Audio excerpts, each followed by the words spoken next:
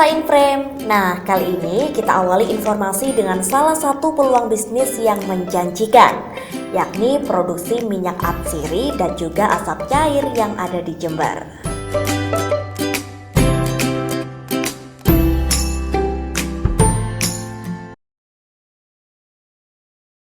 Pemirsa, perkembangan zaman menuntut kita untuk menjadi manusia yang lebih kreatif serta inovatif.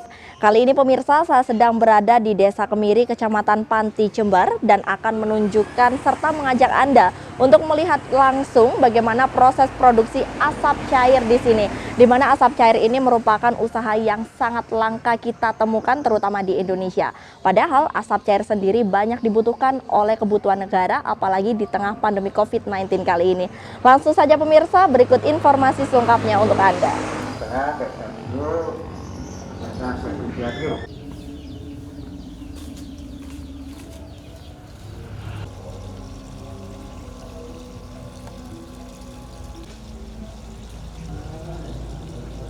Baik pemirsa, kali ini saya sedang bersama Mas Andre, di mana beliau adalah salah satu penggagas di sini.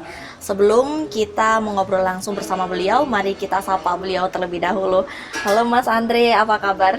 Baik, baik. Aduh, sehat selalu ini Mas Andre ya. Nah ini Mas Andre, mungkin bisa diceritakan kepada pemirsa sebenarnya awal mula usaha ini bagaimana sih Mas Andre? Kalau awal mula 2009 lalu, karena memang pilihan untuk bekerja saya sulit sekali terkait tempatnya di sini dan saya juga difabel, tidak ada ijazah karena ijazah saya cuma SMP waktu itu. Jadi terpikir di situ memang tidak ada pilihan lain kecuali bikin usaha sendiri. Dari situ googling lah untuk mencari peluang-peluang gitu. Dan kemudian ketemu proses produksi asap cair yang masih sangat tidak umum pada saat itu. Itu awalnya. Nah, ini berarti semua ilmunya didapatkan dari pengalaman Mas Andre ya? Iya, semua dari pengalaman. Tidak ada ini ya di bangku kuliah atau mungkin pendidikan sebelumnya? Oh tidak. Tidak. Saya hanya sekolah sebatas SMP. Nah ini Mas, mungkin saya juga ingin mengetahui bersama pemirsa sebenarnya produk-produk yang ada di sini ini berupa apa saja Mas? Bahan dasar yang dihasilkan dari sini itu minyak atsiri dan asap cair sebagai bahan pengganti antiseptik dan desinfektan. Jadi pengembangan dari itu sebenarnya banyak sekali. Segmennya bisa ke kosmetik, bisa ke kebutuhan rumah tangga seperti sabun dan segala macam. Kemudian sampai ke parfum. Ini banyak sekali yang memang bahan-bahan kebutuhan rumah tangga, bahan dasarnya diproduksi di sini. Nah, untuk bahan dasarnya atau bahan baku dari asap cair tersebut itu apa saja Mas Andre? Kalau asap cair, karena kita kejar unsur tertentu yang maksimalnya itu ada di tempurung kelapa. Sebenarnya selain tempurung kelapa juga bisa, tapi maksimalnya ada di tempurung kelapa. Baik, untuk mengantisipasi hal tersebut, adakah planning atau rencana untuk menambahkan kebun sendiri? Kalau menambahkan kebun sendiri mungkin tidak, karena menuntut biaya yang sangat besar. Tapi yang kami lakukan sekarang terus bermitra dengan petani sekitar, menambah mitra begitu saja. Tetap memanfaatkan sumber daya yang ada di sekitar sini pastinya. Nah, kita kembali lagi ke produk ini Mas Andre. Saya lihat juga banyak sekali ya produknya di sini, ada sabun, ada antiseptik. Yang paling best seller ini yang mana Mas Andre? Yang best seller alternatif spa. Jadi untuk kewanitaan biasanya kalau di spa itu diasapi. Nah, di asap ini kita menangkap itu dan kita kemas jadi cairan, kemudian ada sediaan bentuk spray. Ini yang paling laris. Yang paling laris saat ini. Nah, untuk kesulitan sendiri memproduksi ini apa Mas Andre?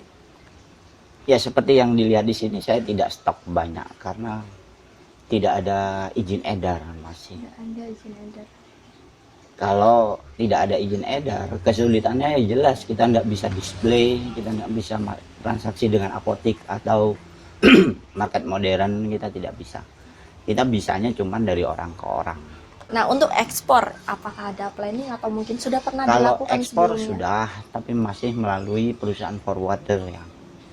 Tapi Kalau minyak-minyak seperti minyak sirih itu kita jual bahan baku, tidak dalam bentuk seperti ini. Setengah jadi, bahan setengah jadi. Itu ekspor ke India untuk minyak sirihnya. Kalau minyak serinya ini ke banyak negara. Ternyata sudah ekspor juga untuk sebagian ya Mas Andre. Sebagian. Nah ini di tengah pandemi COVID-19 ya, pasti banyak sekali lembaga-lembaga kesehatan yang membutuhkan seperti cairan disinfektan. Nah, apakah itu juga mempengaruhi pasar di tempat usaha Mas Andre juga? Iya, awal-awal COVID itu sempat ada permintaan yang besar sampai 500 liter atau 5.000 piece seperti ini. Kita kembali ke produk Mas Andre ya. Untuk proses produksi di sini ada destilasi kering dan basah. Itu mungkin bisa diceritakan dari awal prosesnya ini apa saja Mas Andre? Destilasi dua macam yang saya ceritakan tadi. Baik. Destilasi basah itu pengertiannya adalah kita pakai media air untuk ngukus bahan baku. Kemudian uap dari itu yang kita proses untuk dipisahkan minyak dan airnya. Sedangkan kalau destilasi kering, kita tidak pakai air, jadi bahan baku itu yang dibakar, kemudian asap pembakarannya yang nantinya disublimasi ke bentuk cairan. Nah, untuk porsi produksi di sini antara destilasi basah dan destilasi kering ini bagaimana di sini Mas Andre? Destilasi basah dan kering itu kegiatan yang berbeda dan segmennya juga berbeda. Kalau ngomong volume itu masih jauh lebih banyak yang destilasi kering. Tapi kalau kita ngomong keuntungan itu masih jauh lebih besar yang destilasi basah karena harga minyak itu kan mahal-mahal. Salah satu contoh minyak sirih yang dipisahkan ini per kilonya ya. Yang minyak ini yang bagian atas. Ya. Per kilonya itu bisa sampai 2 juta. 2 juta per kilonya. Nah, untuk mendapatkan 1 kilo itu membutuhkan berapa banyak bahan baku, Mas Andre? 1 kilo itu konsentrasinya kan 0,4 maksimal. Jadi kalau 1 kilo sekitar setengah ton. Setengah ton. Nah, untuk 1 hari di sini memproduksi berapa banyak? Saya nggak hafal ya. Cuman karena memang bahan baku yang datang, produksi kita sesuaikan dengan bahan baku yang bisa didatangkan. Oh, jadi masih tergantung di bahan baku ini Mas? Masih tergantung sama bahan baku. Yang jelas serai itu paling melimpah. Jadi proses penyelidikan serai tiap hari pasti ada. Untuk yang lain itu belum tentu seminggu sekali. Seperti cengkeh, daun cengkeh ini hanya 3 bulan dalam 1 tahun kita bisa dapat bahan. Karena di luar itu sudah tidak musim dan tidak layak untuk disuling. Nah ini Mas Andre yang terakhir ya, ke depan mungkin ada harapan dari Mas Andre, bagaimana? 80% kebutuhan dunia, kebutuhan minyak atsiri itu disuplai dari Indonesia. Sebenarnya kenapa seperti itu Mas Andre? Ya memang kita daerah tropis. Sirih yang diproduksi di sini tetap akan dibeli India selamanya karena sirih yang sama tidak bisa tumbuh di India. Begitu juga negara-negara Eropa. Itu merupakan kekayaan juga bagi negara Indonesia. Tapi soal minyak atsiri sendiri pasti jarang orang tahu ya. Padahal potensinya luar biasa. Saya pikir kalau kita bermaksud bersaing dengan dunia, mestinya kita pilih komoditi yang dunia tidak bisa semua memproduksinya. Baik, memanfaatkan produk lokal. Betul. Itu pastinya. Ya. Nah, itu melalui hal tersebut bagaimana ini sejauh ini perhatian pemerintah, baik itu pemerintah daerah atau pemerintah sekitar terhadap bisnis Mas Andre ini bagaimana? Sampai sejauh ini koordinasi dengan pemerintahan saya hanya sebatas desa, lebih dari itu masih belum. Masih dari pemerintah kabupaten mungkin provinsi? Belum. Kalau penghargaan itu sudah banyak piala ya. Wah, dari mana saja nih Mas Andre? Dari Kemenpora, Kemenristek. Oh iya, 2 itu. Kemenpora, Kemenristek. Penobatan Pemuda Pelopor 2012. Kemudian inovasi Iptek itu 2011 dan inovasi bisnis Kemenpora juga itu 2010. Nah pemirsa, seperti yang bisa Anda lihat di belakang saya, ini merupakan limbah dari pengolahan asap cair yang ada di sini. Ternyata bukan hanya bahan baku atau bahan mentahnya saja yang dapat diolah, dan ternyata limbahnya pun juga dapat diolah menjadi pupuk organik seperti yang ada di sebelah kiri saya. Pemirsa, demikian tadi liputan kali ini, semoga dapat menjadi inspirasi Anda untuk terus berkarya ke depannya. Dari Kecamatan Panti, Jember, Desi Syetna Rosid Romansyah melaporkan.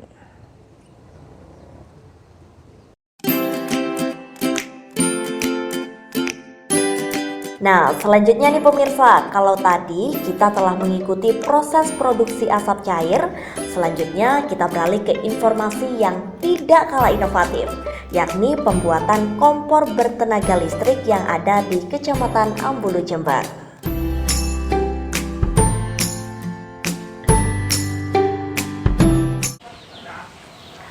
Pemirsa, dalam liputan kali ini saya akan mengajak Anda untuk melihat proses pembuatan kompor elektrik yang menggunakan tenaga listrik dan juga tenaga gas. Penasaran seperti apa prosesnya? Ikuti kami.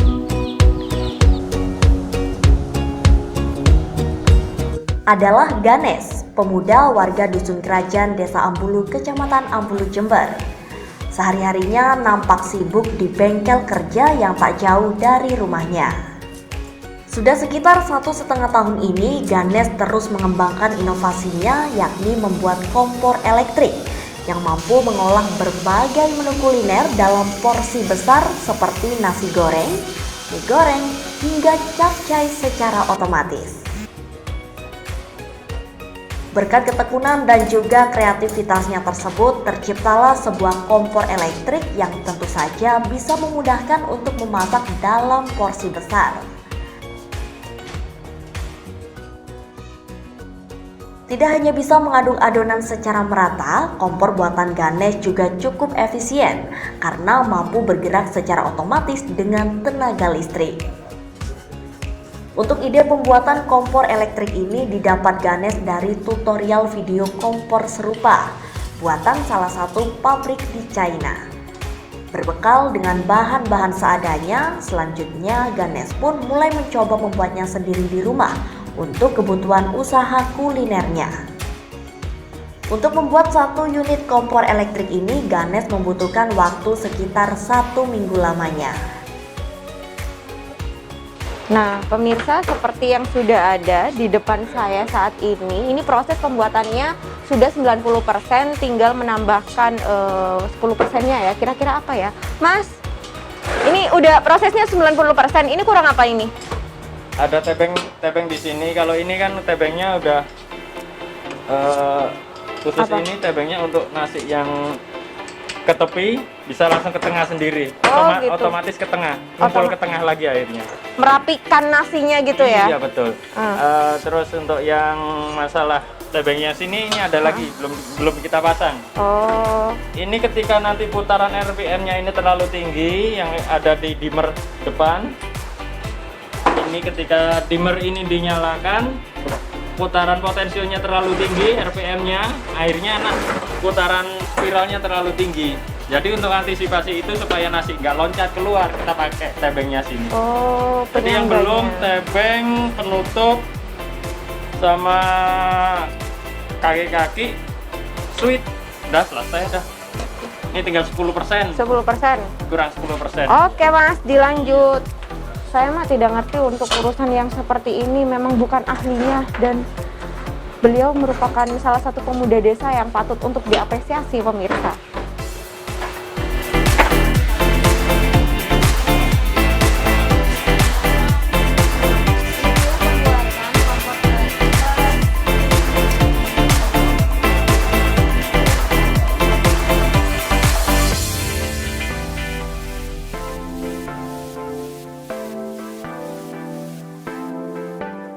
Saya hanya terinspirasi oleh beberapa referensi yang ada di Cina dan ada di Jepang itu. Cuman masalahnya satu, saya harus menemukan mekanismenya bagaimana, sistemnya bagaimana ini. Terus fungsionalnya di atas wajan itu ada berapa? Ya itu yang saya harus belajar di sini. Makanya untuk tahap pembelajaran itu pada 1 tahun yang lalu itu ada kalau 4 bulan. Sampai pada akhirnya proses pembelajaran itu sama proses masukan atau kritikan orang yang sudah menerima unit saya, Mas harusnya itu gini, Mas harusnya gitu. Akhirnya saya pelajari, saya benturkan dengan konsep saya sendiri, ternyata kok lebih bagus punya konsepnya Bapak atau konsumen saya gitu. Ya akhirnya udah kita beli spare partnya, kita coba, ternyata betul. Dan saya juga sangat berterima kasih pada pelanggan-pelanggan kita karena sudah memberi masukan kepada kami. Akhirnya sudah final di mesin generasi keempat. Kalau dihitung-hitung bisa sampai ya di bawah 100 lah, kurang lebihnya 100. Kalau ini tadi saya coba lihat di arsip, kayaknya ya kurang lebihnya 100 unit gitu. Iya, 100 unit. Paling jauh di Timika, cuman alhamdulillah seluruh Indonesia sudah pakai produk saya. Perawatan boleh pakai air tapi nggak boleh diguyur. Jadi kain kita celupin ke air yang ada sabunnya, itu baru kita gosokkan, kita gosok halus aja. Habis itu kita pakai kain kering, kita gosok, itu aja. Untuk perawatan, bukan perawatan sih sebetulnya, untuk ketika kita selesai goreng ini bisa diambil yang di sini. Jadi wajannya bisa dicopot untuk dicuci, tebeng-tebengnya sama besi ulir itu sudah bisa dicopot semua. Untuk bahan bakunya kita mencoba untuk food grade. Yang untuk atasan sini semua kita pakai SUS 304, itu merek stainless yang memang direkomendasikan untuk memasak. Ada untuk dimmer ini, kalau wajan yang 50 ini dari Hong Kong, kalau yang ini dimmernya dari Cina, untuk dinamo yang atas itu dari Jerman. Kompor ini sangat mendukung untuk jualan. Selanjutnya pemirsa, untuk satu set kompor elektrik ini, Ganes membandrol mulai harga 5 juta hingga 7 juta rupiah per unitnya.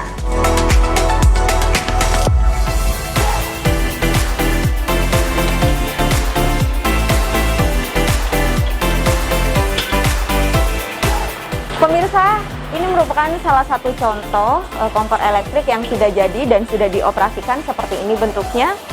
Dan ini sangat cocok sekali untuk Anda yang mempunyai bisnis kuliner karena bisa menghemat tenaga dan juga waktu. Demikian tadi liputan kami kali ini. Prima Ervantari, Rosid Romansyah dari Ambulu melaporkan.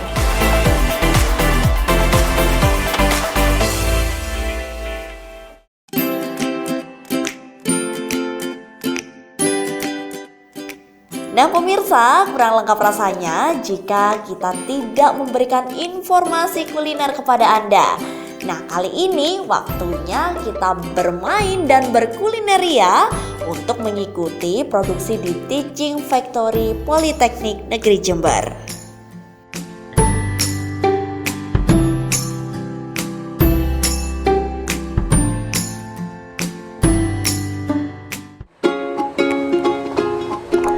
Pemirsa, jika kita nongkrong dan menikmati menu instan mungkin sudah biasa. Namun bagaimana jika kita nongkrong di salah satu kafe, namun kita juga akan mendapatkan edukasi mengenai pembuatan cemilan dan menu-menu yang ada di sini. Nah, kali ini saya sedang berada di Politeknik Negeri Jember, tepatnya di Teaching Factory. Di sini merupakan salah satu kafe yang juga memberikan edukasi mengenai hal tersebut. Langsung saja pemirsa, kita nikmati bersama. Pemirsa, karena saat ini masih dalam situasi pandemi, jangan lupa tetap menerapkan protokol kesehatan dengan menggunakan masker dan tetap menjaga kebersihan.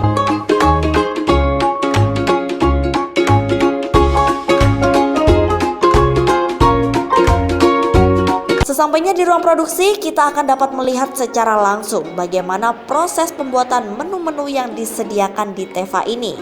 Mulai dari tempat penyimpanan bahan makanan, penyimpanan alat, pencampuran bahan, hingga proses pembuatan serta packaging untuk pembuatan roti, cake, dan lain sebagainya. Lebih dahulu. Nah, seperti ini kemasannya. Ini merupakan roti abon. Seperti apa isinya? Kita coba bersama Bapak Fatoni, di mana beliau adalah salah satu pengelola di Teva Poly J ini.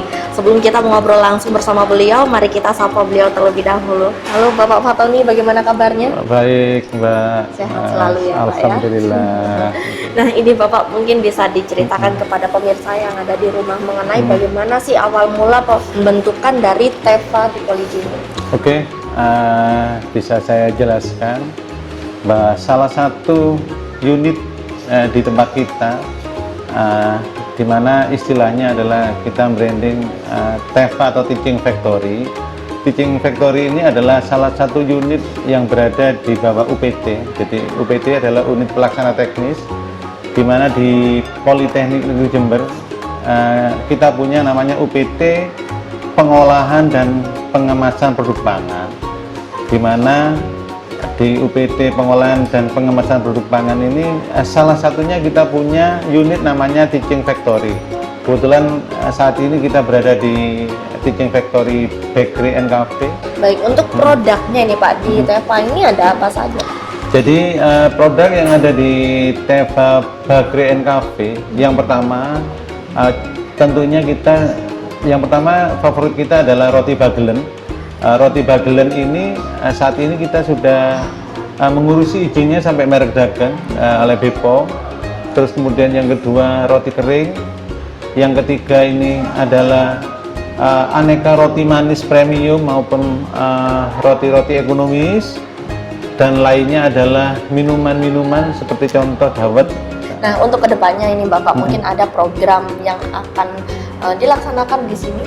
Oke, jadi program kita yang baru adalah kita akan buka untuk kelas-kelas pelatihan pendek, jadi untuk masyarakat, jadi untuk bapak, untuk ibu-ibu ya, atau untuk teman-teman yang akan kepingin berwirausaha. Contoh kita akan buat kelas untuk cooking, untuk puding, mungkin untuk roti manis, terus kemudian juga untuk aneka olahan jamur dan lain-lain itu. Bah, pemirsa, demikian tadi informasi yang dapat kami sampaikan mengenai kelezatan roti khas Teva yang diproduksi oleh teman-teman dari Politeknik Negeri Jember.